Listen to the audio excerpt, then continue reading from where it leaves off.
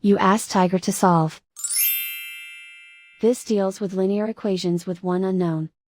The final result is x equals 35. Let's solve it step by step. Simplify the expression. Group like terms. Simplify the arithmetic. Group all constants on the right side of the equation. Subtract 8 from both sides.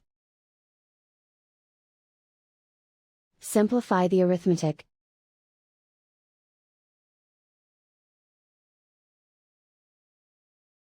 Isolate the a. Multiply both sides by inverse fraction 5/3.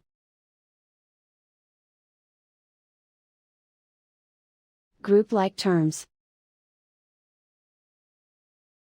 Multiply the coefficients. Simplify the fraction. Multiply the fractions.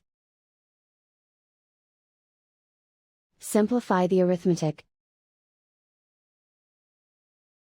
And so the final result is x equals 35.